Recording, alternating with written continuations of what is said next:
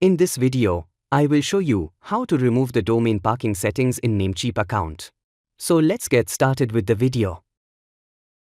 Once logged into Namecheap account, we need to click the Dashboard tab, which will take us to this page.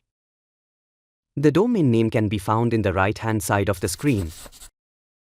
If you don't see the domain here, click this domain list to see all your domain in Namecheap account.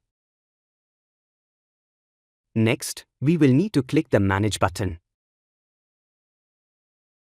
which will get us to this page.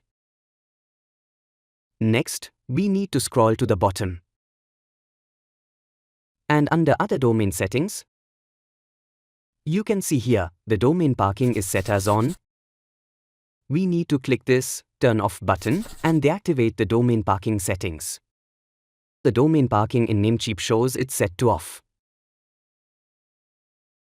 With this, we have come to the end of this video. Please like and comment if the video was helpful, and do not forget to subscribe to my channel to get updates when I add more content.